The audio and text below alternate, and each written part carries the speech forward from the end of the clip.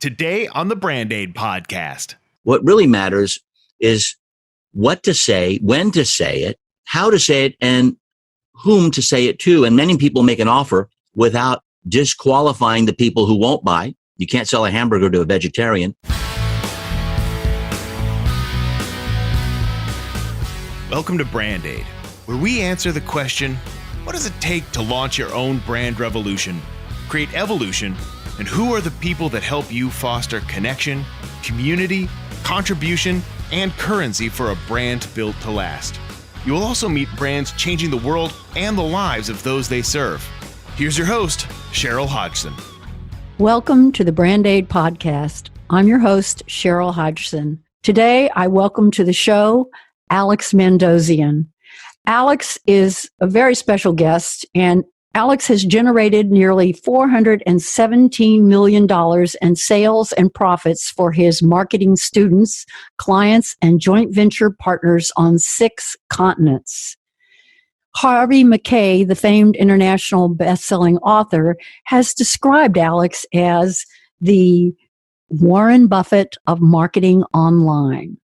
He's best known by international thought leaders for teaching students from evolving nations how to profit from using first world digital marketing strategies.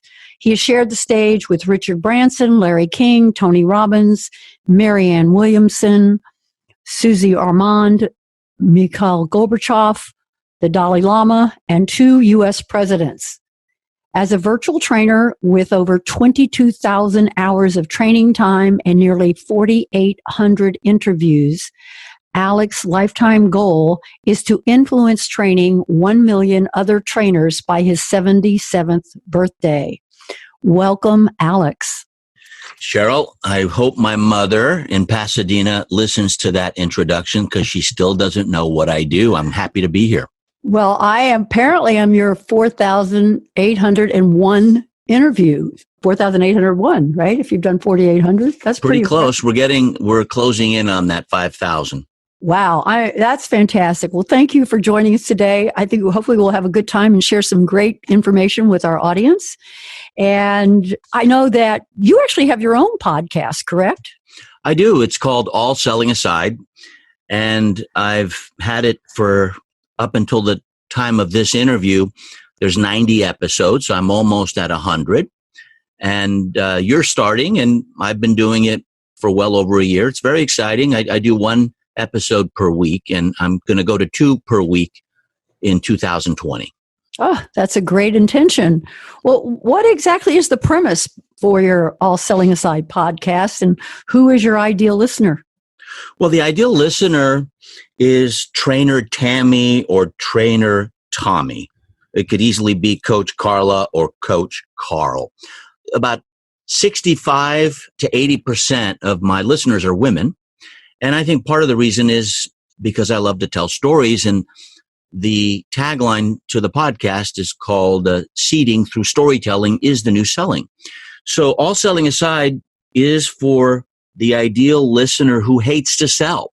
If you loathe selling, if you anticipate rejection and want selling to be done by someone else, if you hate that silence between asking for the order and getting the yes or the no, then this podcast was developed especially for you, for people who hate to sell.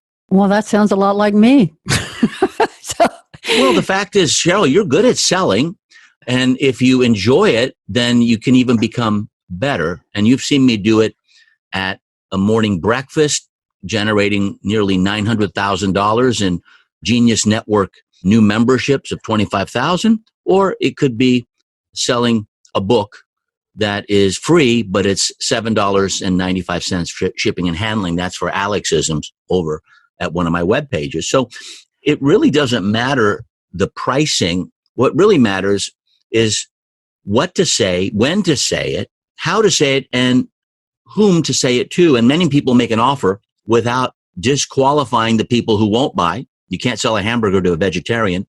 And then once they've disqualified a group of people, then they fail to pre-qualify, and they go and make an offer too soon and they get rejected, and they wonder, I hate selling, right? So selling can be fun. And some of the best salespeople in the world aren't even salespeople. They don't know themselves that way. And All Selling Aside was developed for that coach, for that consultant, for that service professional who wants to outsource selling when they consider it a dirty word, when it's not. It's one of the greatest concepts of all, because nothing happens in any business until something is sold. Well, I think there's a lot in what you just said. There's several things you could unpack there. One of which I think that jumps out at me is the issue of it's not really selling if you really love what you're doing or what you're talking about.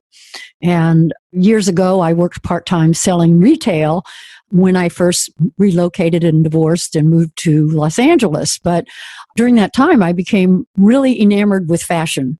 And so to this day, I can go in a store, and if I see something I like, I will end up selling it to two other people who are watching me buy it. And it's not selling. It's because it's something, it's only if it's something I'm really believe in. Right. So I think, isn't there that aspect of the selling? That is that. And we sell all the time. When you recommend a movie that you love, then you're selling. When you recommend a restaurant that you enjoy, then that's selling. If you find a teacher, if you have children who really was someone special for your kids, then you're selling it. You're referring to other parents. So referrals are sales. Now, when you have something in your business, assuming you're an entrepreneur, or if you work for someone, you're selling all the time. You're selling yourself in order to get a pay raise, or you're selling your product or service to generate a sale. My friend, he's a colleague and a great sales guy. His name is Jeffrey Gittimer, well known in the sales circles. He says people hate to be sold, which is true, but they love to buy. So I've been calling it selling, but if you would just think about, without cringing, think about not calling it selling so much, but putting someone in a buying environment. And the only way you can do that is disqualify the people who you know with absolute certainty are not going to buy. And you protect your confidence because you won't get rejected if those guys are gone, and gals. And then once you've disqualified certain people, then it's time to pre-qualify. So you don't make your offer until you know you have someone highly, highly qualified. Well, if you unpack that a little bit further, how does one get to the point of knowing that you're speaking to the highly qualified? Well, let's take, for example, if you have a target audience that makes less than $100,000 a year. Now, if you're going after an audience that is the newbie audience, and let's say you're selling a how-to course, and your avatar, your ideal client, is someone who makes less than $100,000 a year online. All right. So if someone makes over $100,000 a year, you get rid of them. You disqualify them. So if you're a veteran marketer, or if you make over $100,000 a year, if you're a teacher within the online marketing world, then this course isn't for you. But if you make less than 100K, if you'd like to make over 100K just working an extra hour a day, if you've taken other courses and you've been disappointed, then this could be your opportunity of a lifetime. Please apply, and let's find out if you qualify for a discovery session. See what I just did? So I disqualify and tell people who it's not for first. That's called disqualification, because you're constantly sifting and sorting. And now I know I'll be speaking to the right pool of people, and then I pre-qualify them even further. It's not just about time and money. It's a lot more than that. And it's never about the money, because it's compared to what? Like if I told you, I want you to get me $10,000 to get Google shares, you probably wouldn't do it if you didn't have an extra $10,000 lying around.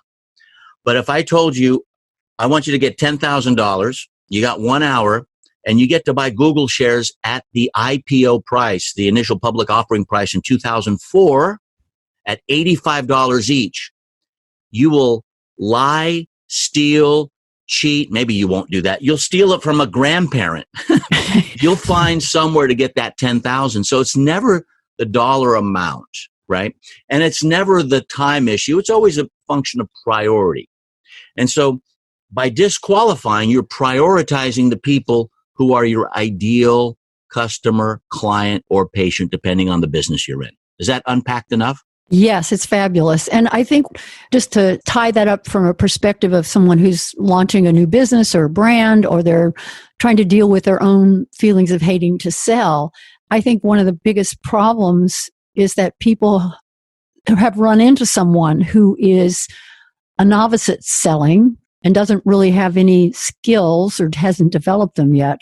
So they're actually overselling, for lack of a better word, and the potential purchaser runs away because in the enthusiasm of the novice, one tends to want to share it with everyone. And it goes back to the rejection thing. You think everyone's supposed to love what you're offering, and it's not realistic. Well, not only isn't it realistic, it's not reality. I mean, defining reality is understanding that there's going to be a small percentage of people who are going to be ideal for whatever it is that you offer. And you don't have to call it selling. You can call it enrolling.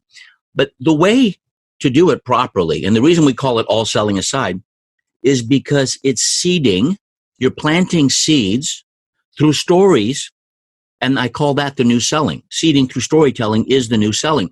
So in warfare, and marketing and sales is warfare in the mind of the prospect and in the mind of the salesperson, or of the thought leader, or of the product or service owner. Could be you if you're listening, or the entrepreneur, whatever you consider yourself.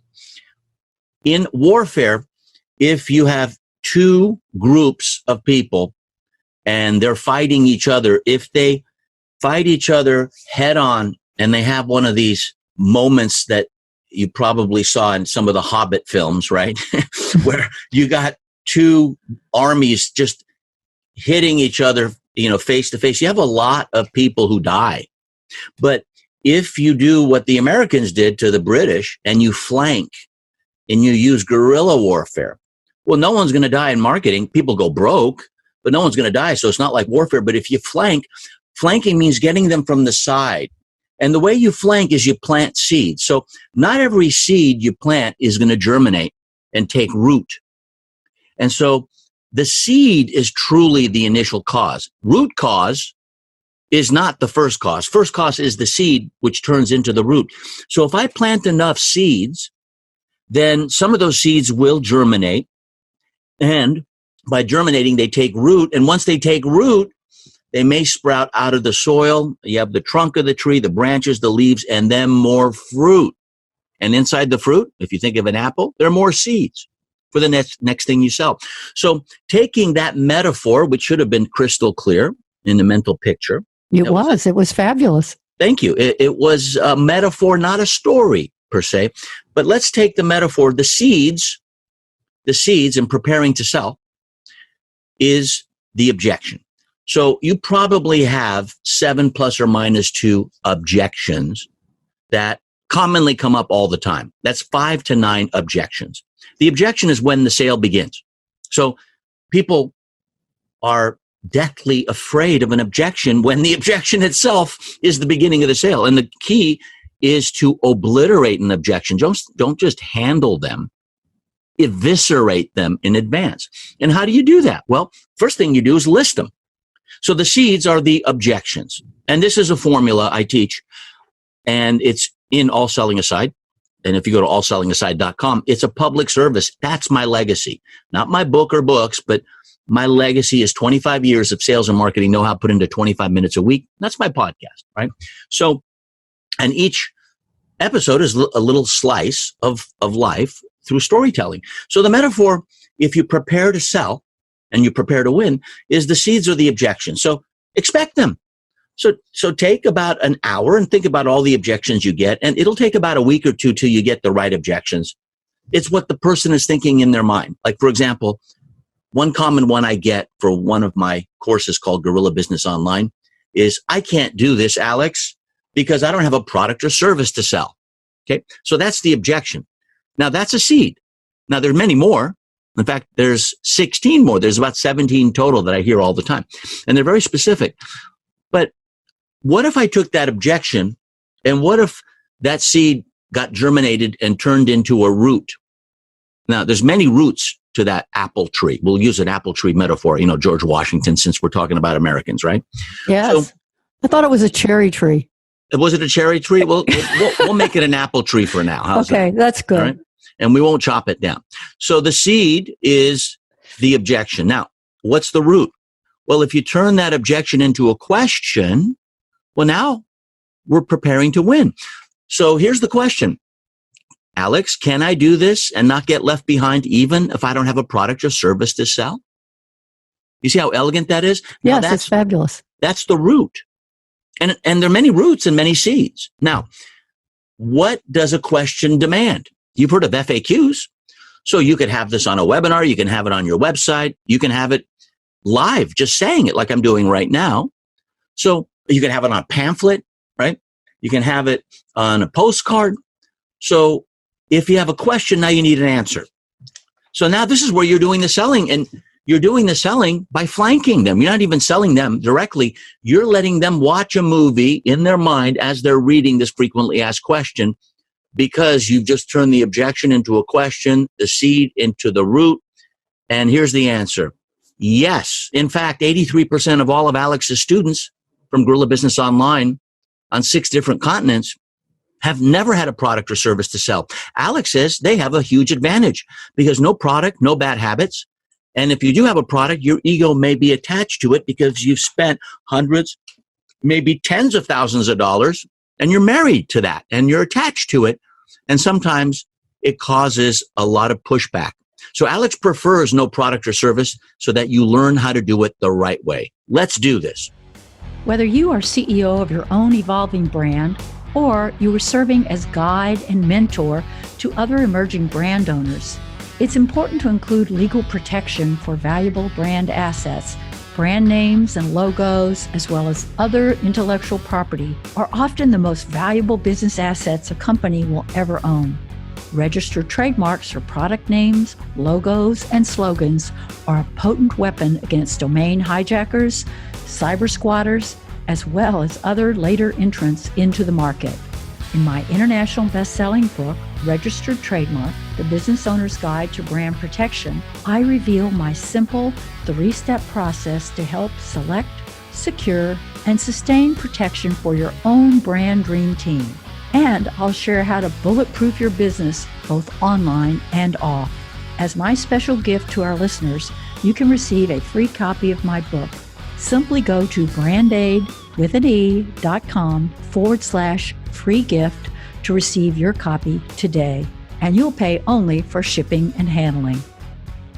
Starting out with someone who is attached to something that's not working, one of the most difficult things is if you have a project, learning when to say no or disengage from something can be one of the most important decisions you can make, right? As opposed to, okay, I've got to make this work. Sometimes there is a reason that things don't work out.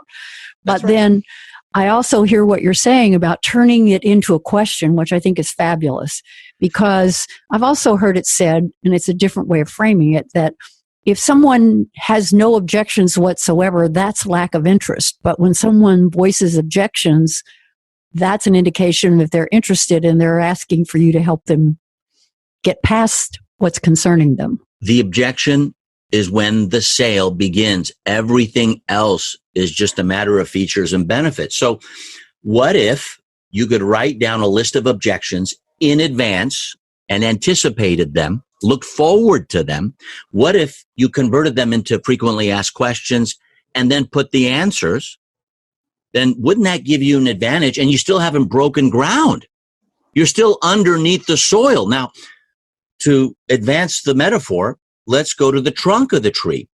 And the trunk of the tree is the origin story of the person who is enrolling the other person. So if you're the entrepreneur doing the sales, or if you're in this marketing environment where you have to win the favor of someone or many people, if you're on stage or on a webinar, well, then you need an origin story. And the origin story is when and where it happened and started, who else was there, what happened, how did it resolve, and then why is it relevant and important to the viewer or the listener or the reader?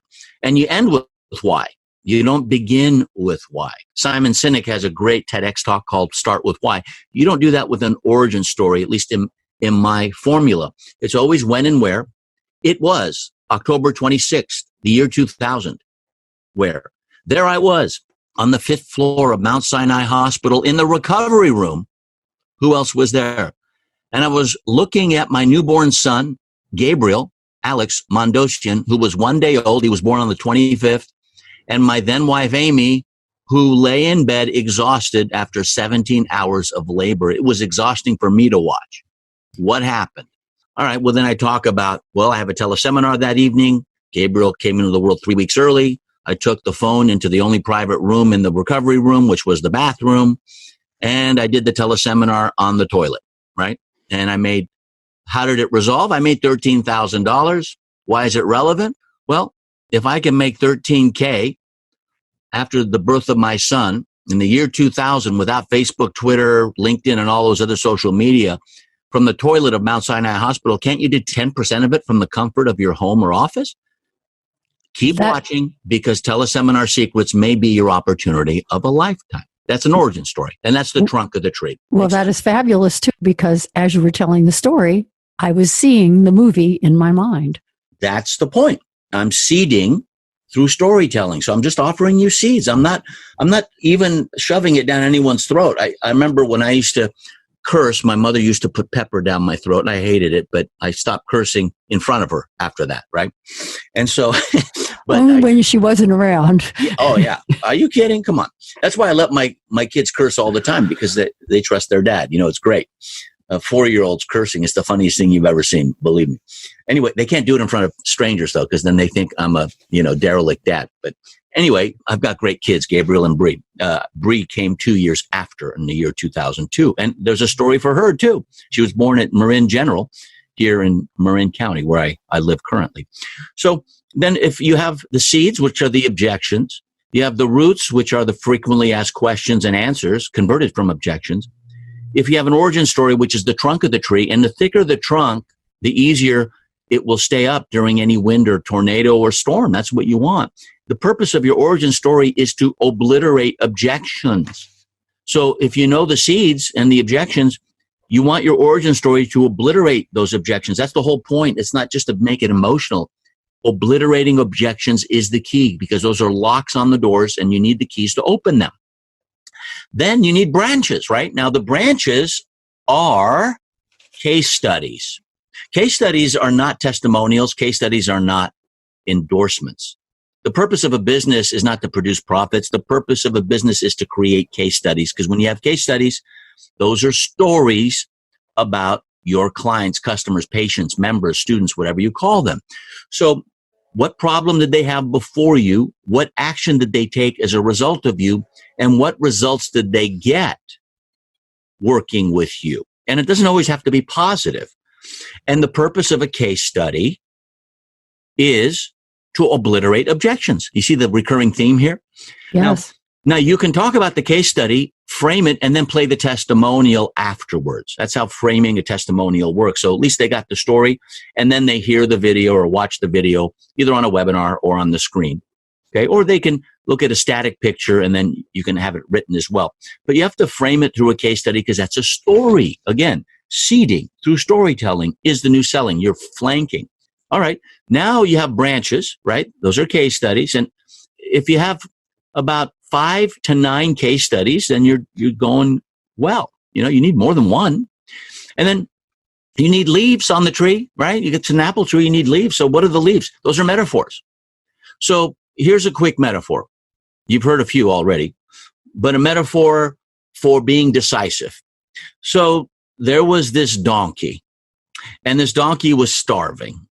And imagine yourself that donkey, you're starving, and for a moment, you're looking at an apple and a pear on the ground. The apple's on the right, the pear's on the left. So you look at the apple, then the pear, then the pear, the apple, the apple, the apple, the pear, the apple, and you collapse as the donkey, starving to death because you were indecisive. Don't be that donkey.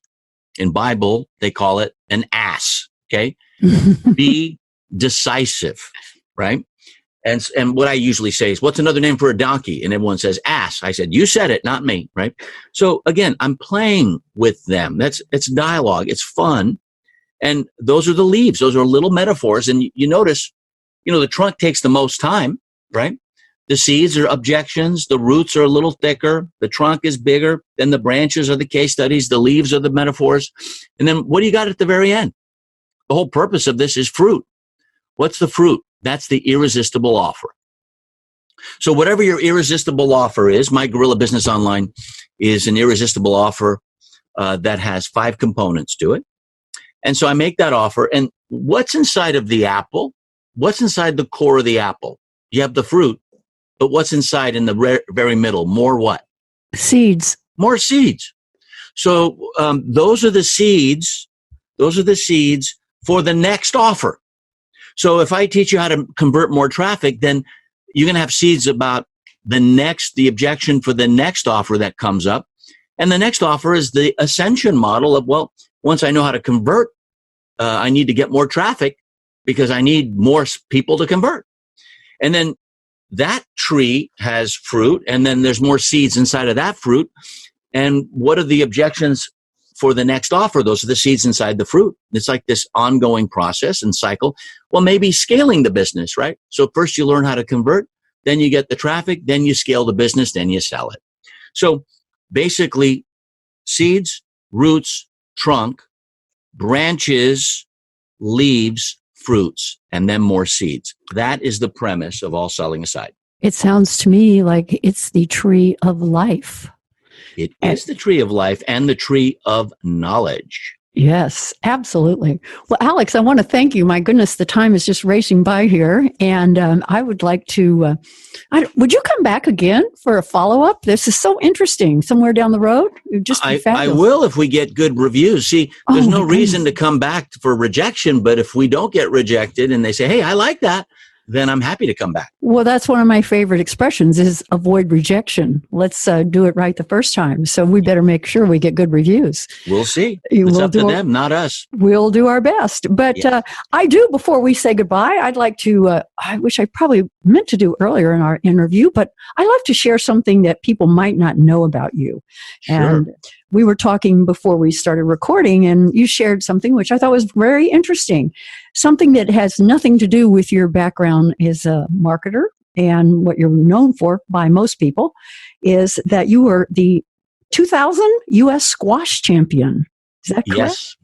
Wow. Yeah, it was at Groton High School. It's a high school in Massachusetts. It's over by Harvard. It's a high school. They have 12 squash courts and a lot of, future CEOs go to school there. It's a boarding school. And I think some people do commute. And that's where the national championships were in the year 2000. What's fascinating is I was living in New York at the time from 93 to the year 2000. My son was born at Mount Sinai Hospital in New York City. And we moved to the Pacific Coast because we didn't have any professional babysitters, also known as grandparents on the East Coast. Those are very useful. They are. And they babysit for free. And so we moved after Gabriel was born in December of the year 2000. So Gabriel only lived there for about 3 months, and he doesn't remember it because he was just a baby. But during that time, I played squash because I could get a great workout in about 90 minutes. I belonged to the New York Squash Club, and I picked up a squash racket at I think at 33, and then at 36, I won the national championships, in my division. So it's very unusual because people like hockey or skiing, they have to start squash at a very young age, like when they can pick up a racket, like age 5 or 6. Yeah, like golf is the same way. And same tennis. way, yeah. It's a tough sport. It looks easy, but it's tough. And if you see someone running around, they're not a very good player. But if you see someone just walking and sauntering to hit the ball and anticipating like an objection, that's a good squash player. So I had good eye-hand coordination. And the interesting thing was I was going to the Nationals the year before, just 2 years after I picked up the racket, which was fascinating. I had a coach and stuff, but it was just fun, very competitive. But I hurt my hand. I pulled a ligament in my wrist, and I was in a cast, and I was so upset. And what happened was I started playing with my left hand, so I'd, stay fit. And everyone wanted to play me then because, I couldn't play with my left hand. But after about 3 months, I got to like a B plus level. And then when I went back to my right hand, I could see the ball differently. And that really made the difference. I was ambidextrous, and I was an A plus player with my right and then a B plus with my left. And I played tournaments in both.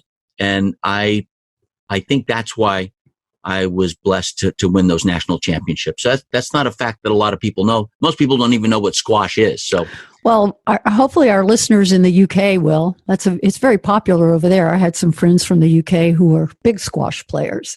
Yeah, on the East Coast, it's more popular. And here in San Francisco, I played several tournaments when I came back. And then I hung up the squash racket around 2003 because, when you play competitively, you got to play every day, twice a day, coaching, and just my digital marketing business and travel kind of took me away from that. So I just do CrossFit and weight training now. But that's a little known fact, I suppose. You would never see that online.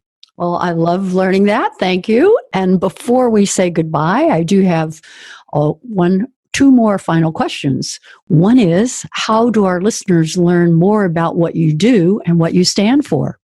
Simply go to allsellingaside.com. And the easiest way for you to find out what I do is just listen to a few episodes, review it, rate it. Hopefully we earn 5 stars from you. You can only do that once, of course, and then subscribe to it. And that doesn't go into my database. It goes on the iTunes or Stitcher or Google Play database. And hopefully we can build a relationship together weekly with 25 years of sales and marketing know-how delivered in 25 minutes a week. And Alex, do you have any sort of free gift for our audience today? I do. If you go to marketingonline.com/book, Marketing Online is where people can buy from me, so that's why I didn't give that out. But if you go to marketingonline.com/book, what you could get for free is a video tutorial of a magic funnel that when you give away a free physical product and people are paying for shipping and handling, like my book, Alexisms, I'll show you the funnel that will triple, even quintuple, that's 5 times the revenue of what you show on the page. Because we lose money at $8, right? Yes. But if you want to make $45 on average, and there's a video tutorial if you opt in, and you can get that if you want. So once again, it's marketingonline.com/book. Well, that is fantastic. And I think I may take advantage of that offer myself. I'm sure you will. And before we go, I like to finish with some sort of question regarding, what do you think has been your greatest accomplishment? And number 2, what is on your bucket list for achievement, either personally or professionally? My single greatest achievement was saving my daughter's life when we almost lost her due to a misdiagnosis from a hospital when she was 8 years old. I don't remember the year, but she was born 2002, so that would make it 2010. And it was a gut-wrenching 10 days. And I remember my former wife and I, we not only prayed, but we got over 10,000 people to pray, because I know a lot of people. And it was an amazing event at the Oakland Children's Hospital near Oakland, California. And then on my bucket list, I happen to love to swim. I'm a Pisces, so I was a swimmer in high school and I played water polo. I love to swim in a body of water and then look up at a mountain that has snow on it. And I don't like cold water. So there are a few places in the world where you could be swimming, let's say the Mediterranean, and then look at a mountain that's right next to it and it has snow on top. There are parts of Turkey where you could see it, in parts of Lebanon, Mount Fujiyama. There's a lake there in the summer months. You know, it's pretty comfortable to hang out. Mount Ararat in Armenia, and even on the Turkish side, there's bodies of water where you could be swimming and looking at a mountain with snow cap. So that's a bucket list thing for me. I just really enjoy doing that, and I've picked the at least 10 of those spots, and I've been to 3 of them, so I got 7 more to go. Oh, that's fabulous. Which 3 have you done? I've done Turkey, I've done Mount Fuji, and I've also done, it was cold, but I've done Lake Tahoe. Well, that's cold. So, Yes. Well, great. Well, next time we come back, hopefully you come back, we will hear about the next one that you've crossed off your bucket list. I look forward to it. There's one in New Zealand, so I can't wait to go there. That would be fabulous. Well, I'd like to thank you again, Alex. And to our listeners, please go to the brandaid.com/podcast page. And you will see all the episodes and the show notes, and you can subscribe to the podcast. Anyway, thank you so much, Alex. And we look forward to speaking to you soon. Okay, Cheryl, thank you for having me. Hopefully it'll be worthwhile so we come back. Absolutely. I'm sure it will be. Best-selling author Harvey Mackay acknowledges Alex Mandossian as the Warren Buffett of digital marketing because of his ability to make money for his students and joint venture partners. Since 1993, Alex Mandossian has generated nearly $417 million in sales and profits for his students, clients, and other partners on 6 continents. He's best known by international thought leaders for teaching students from evolving nations how to profit from first world digital marketing strategies. Alex has shared the stage with Richard Branson, Larry King, Tony Robbins, Marianne Williamson, Susie Orman, Mikhail Gorbachev, the Dalai Lama, and 2 U.S. presidents. Have you protected your big ideas? Is your online business built on a strong legal and business foundation? To learn more about the legal protection you need for your online business and how to use intellectual property to leverage the growth and profitability of your business, check out our new mini-sode series, Built to Last.